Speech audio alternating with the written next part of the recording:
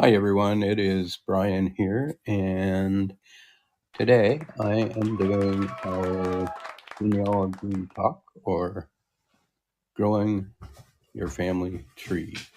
Now, I should say that I do have a website, growingyourfamilytree.com, and also have a couple of books recorded over on Amazon.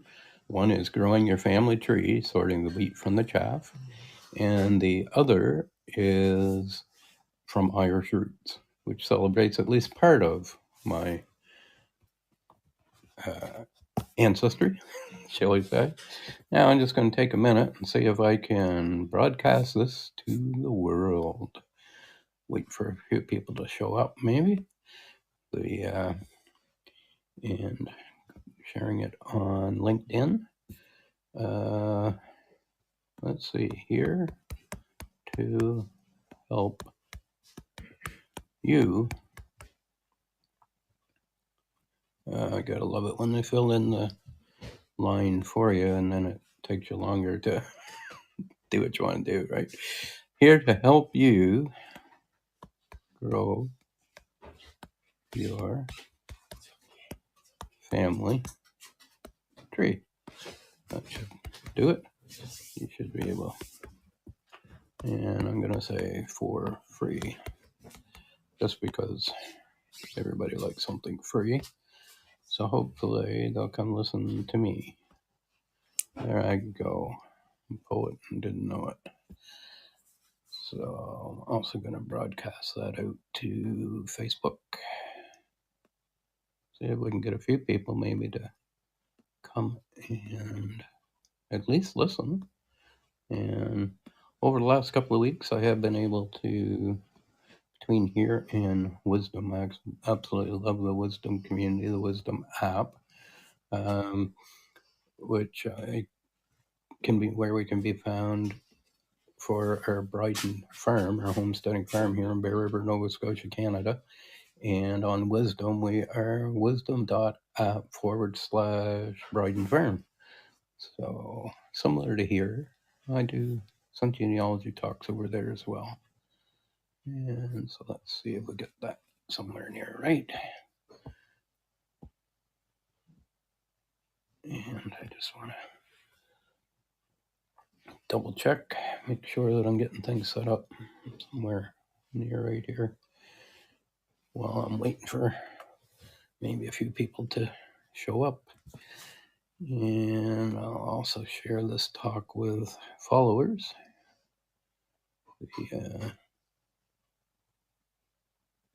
Select all.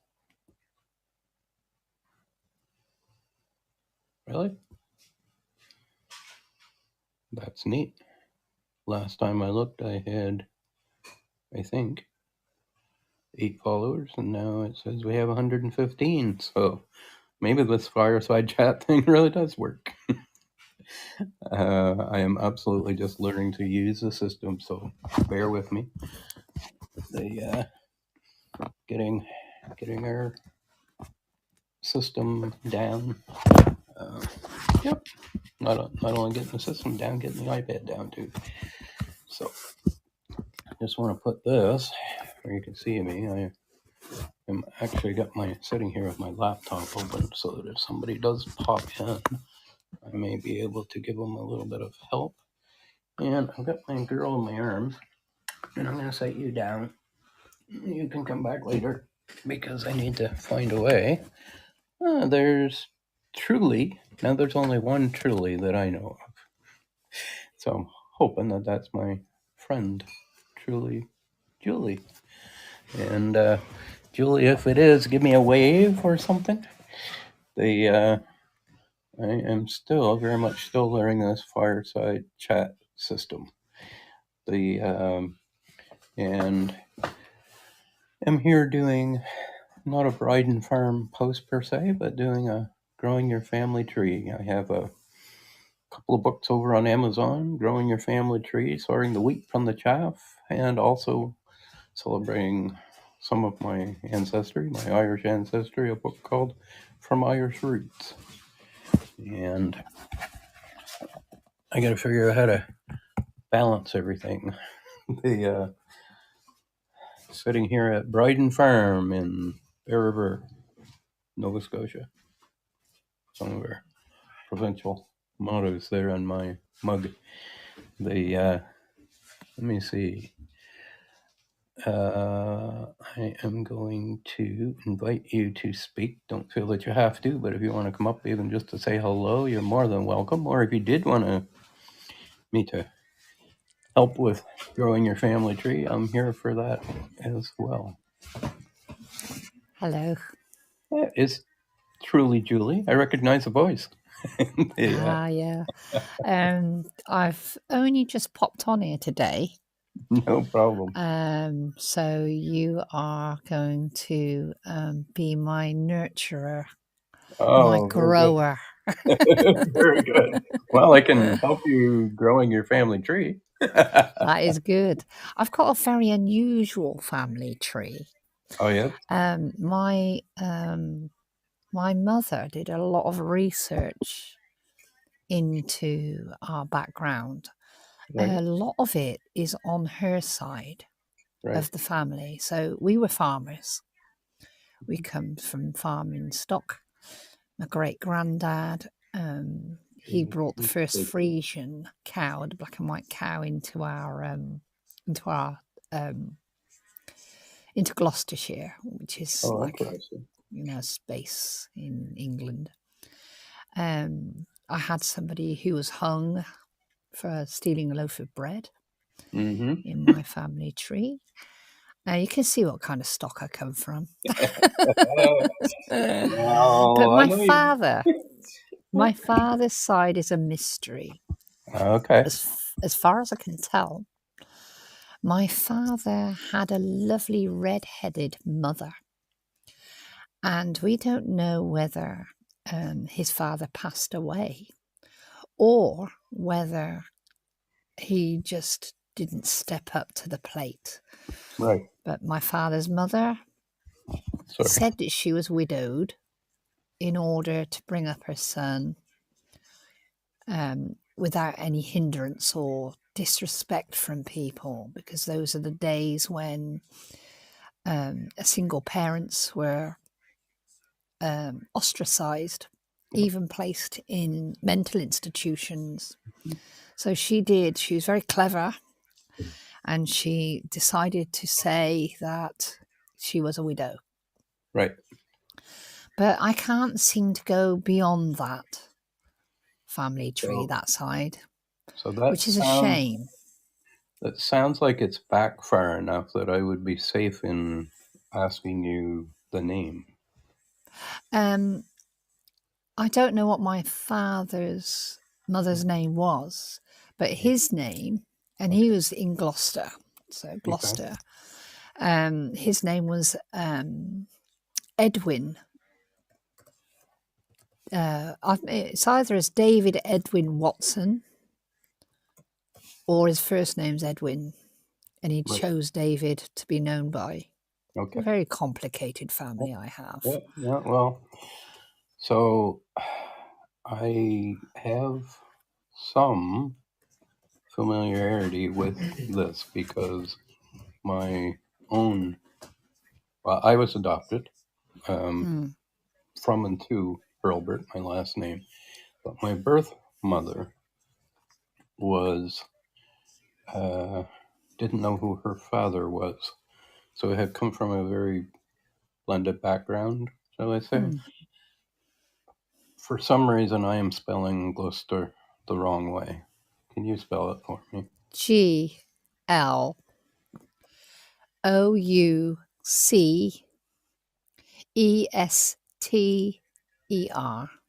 Yeah, I put the H in there. But yeah. Now, approximately when would he have been born, do you think? Ballpark. He was, I think he was 79 this year. He passed away in 2022, actually, August. Okay. So I'd reckon about, 79 years back. So what are we on, 22? 45, say, 1945, something along those lines. maybe 44. And was he in Gloucester when he passed? Yeah. Okay. Yeah. So that may help us.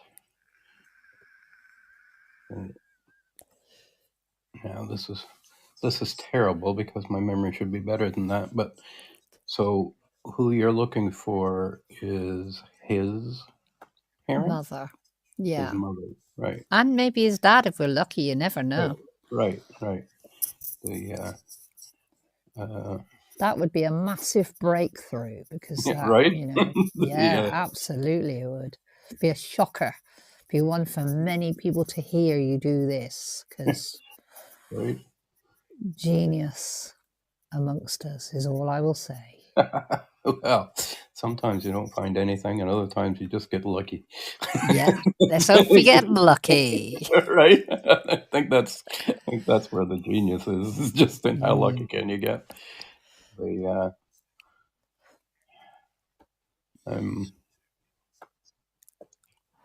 So now there should have been somewhere, but then you're probably more than familiar with that. There should be an obituary for him, but most likely didn't have that information in it.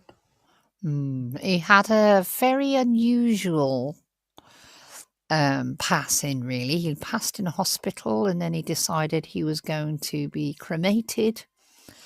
And no wake. Don't even know if there was an obituary. Mm. Do you know what I mean? He just wanted to sneak on out of there. And so he passed in England, right? August, yeah. In August, okay. So that's why I sometimes find, if you can find an obituary, then sometimes It's helpful.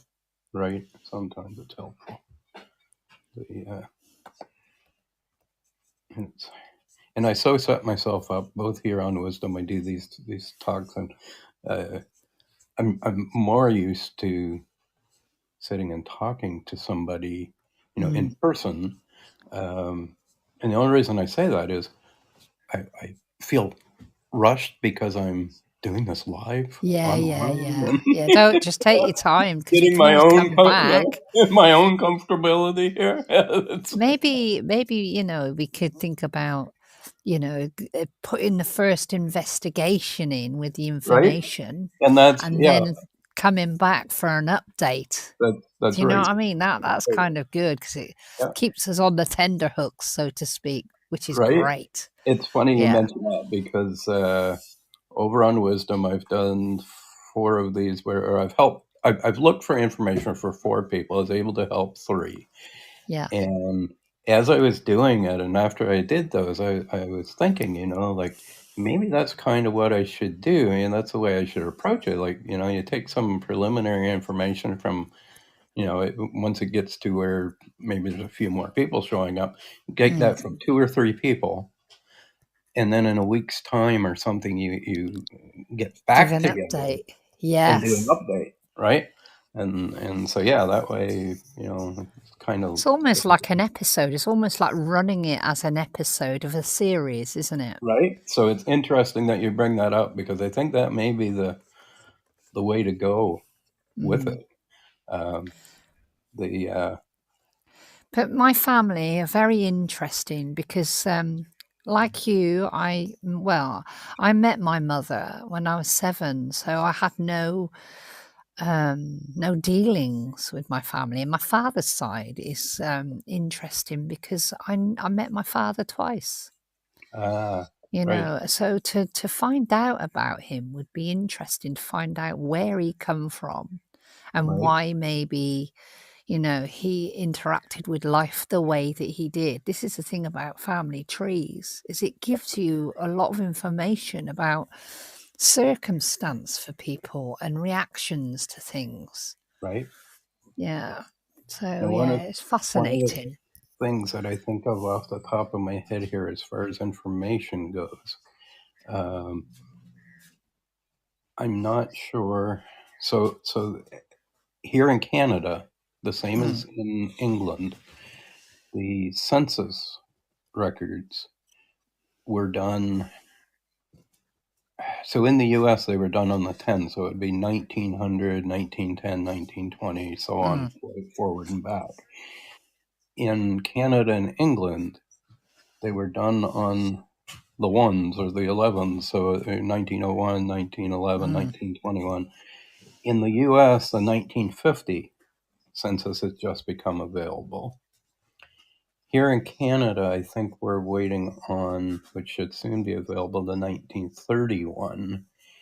And I'm not sure what the most recent one is for England, but that might be something that, at least when we get to where the 1951, and it may be another 10 or 20 years, but once we get there, then he should be at least showing up in the census records.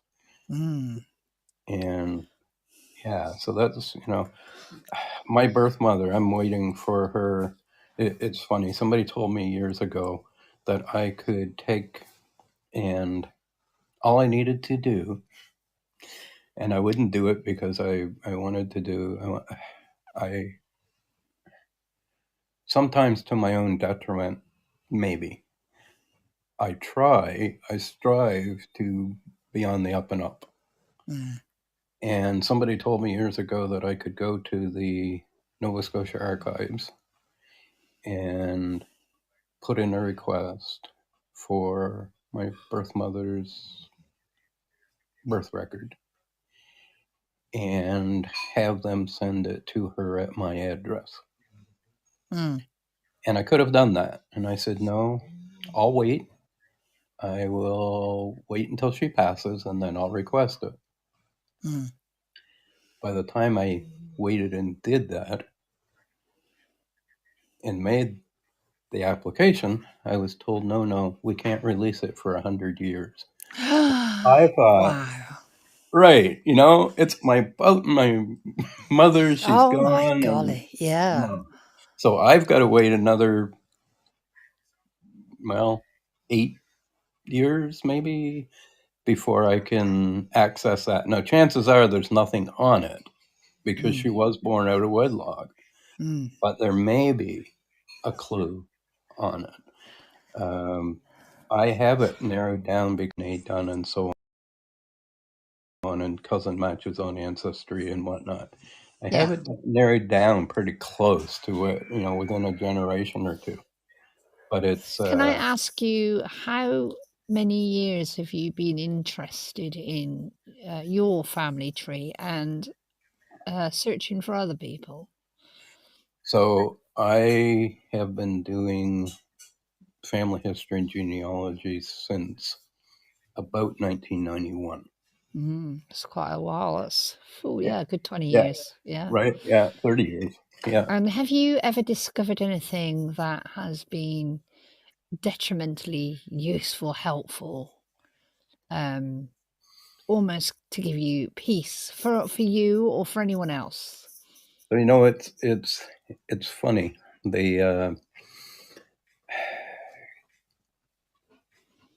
So the simple answer is yes, but for on a few different levels. On a mental, emotional, somewhat spiritual level, I knew from the time I was a child that I had Native as an Aboriginal, or for a politically incorrect term is Indian, but I grew up and I always felt that I was. So for me, that's not a negative term. Yeah. I just wish for that in my blood. Right, just right? wish for it. Yes. So, and so, and so, right, right on that. So did I, because I felt so strongly it was there. And the other, have a rather pale face, but I felt that I had African ancestry, which, growing up in a white community with a white face just didn't make logical sense, but I felt that it was there. Yeah. It's a And the feeling other, you have. It's a right, feeling right, inside you, isn't it? You absolutely. You carry just know, throughout your experience. Yeah. I exactly, definitely, right. you know, And I the mean, other a is lot of people say that's past lives and things, but I believe that there is this memory in your right. DNA. Yeah. Yeah. And see, that's yeah, well, you just hit on. So, and the other was um, Jewish, Yeah. and so it's only showing up as roughly I'll say 1 to 4%, Mm. but all of those showed up in my DNA, and Wow. so those tribal ties, and I mean that in the best possible way, the Yeah. deep The connections. kind of tribal vibes I would love to have. Right, right. The Yes. and then to have it confirmed through having my DNA done. Yeah. I have. This is live and public, so I'm gonna put it this way, as I have put it to them somewhat in some of the Métis meetings. I, Mm. I finally have a card. Now that card does practically nothing for me in a monetary sense, we'll say. Yeah.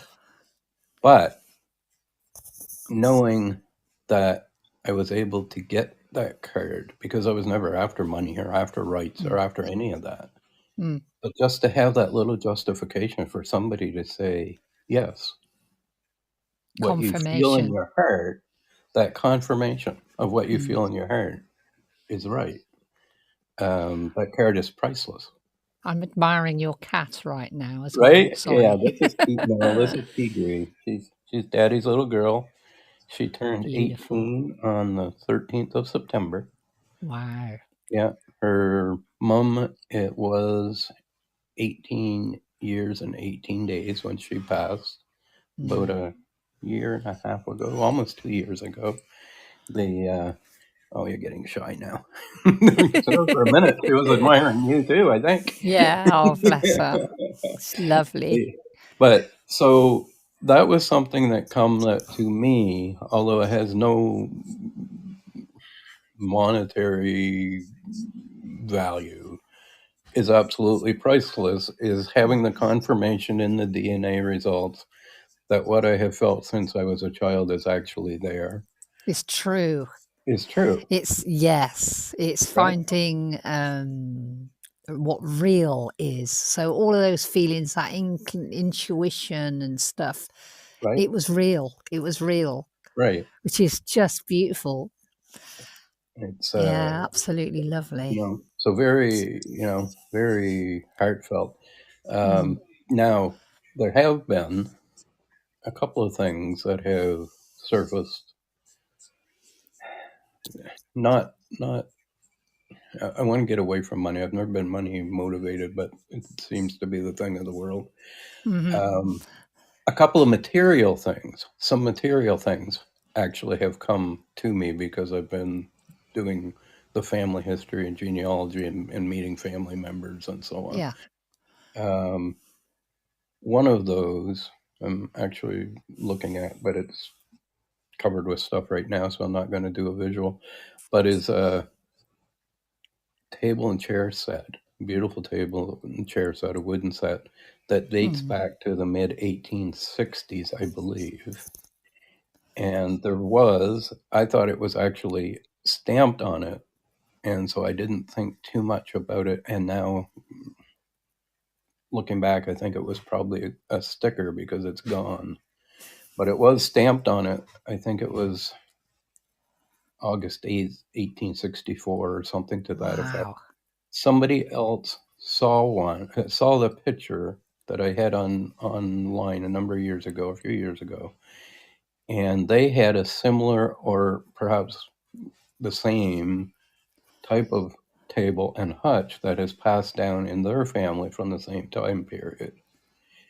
They're also here in Nova Scotia, so that means that probably it was made, that they were probably made both by the same manufacturer somewhat ended up getting here the same way.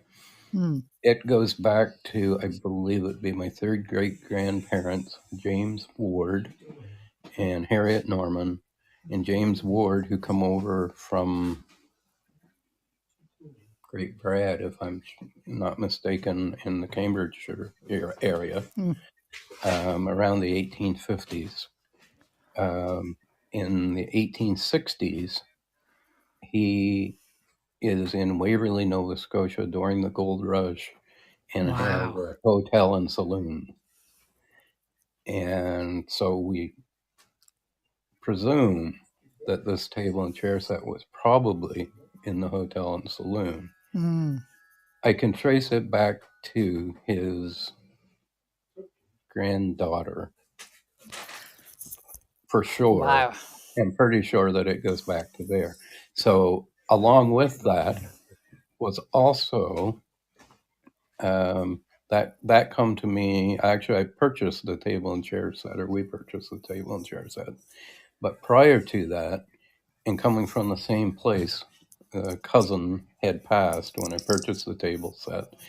But prior to that, that cousin had given me my great grandfather's scrapbook, which covers things from his life that we didn't know from the early 1900s through the 60s when he passed.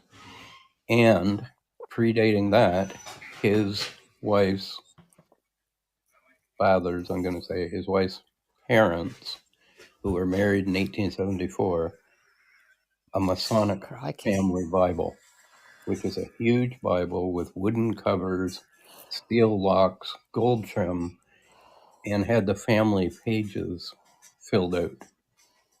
So it either Crikey. helped prove what we already know or filled in some blanks that we had wondered about.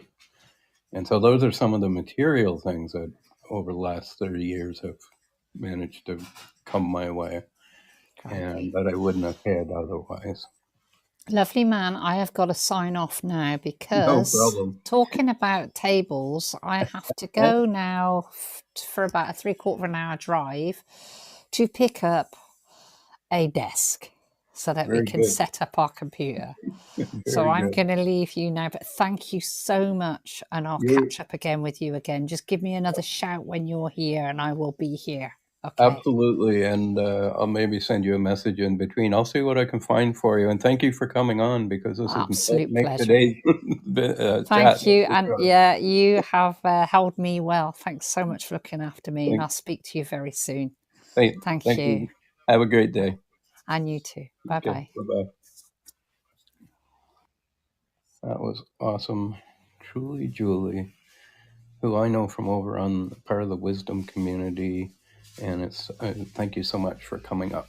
I greatly appreciate that. And now you've given me something to work on this rainy afternoon here in Nova Scotia at Bryden Farm, our homesteading farm. Anyway, I am with that. I'm going to wrap this up because now I have some work to do. I can share this chat out and maybe the next time we have a chat, maybe more people will join. Maybe I'll be able to find some information for Julie. Everyone have a good day. If you're listening to this as a recording, a couple of things. One, take time to visit our website for growingyourfamilytree.com. And if you like, you can even visit our homesteading farm website, which is Bryden Farm, BRIDEN farm.com. And if I can help you to get started, find family members, or on your ancestry, growing your family tree, reach out to me, let me know. And on Amazon, just before I close, 2 self-published books over there. One, Growing Your Family Tree, Sorting the Wheat from the Chaff, and the other, From Irish Roots. So thank you for listening. Thank you, Julie, for being part of the show today. And with that, I'm going to close. And for Degree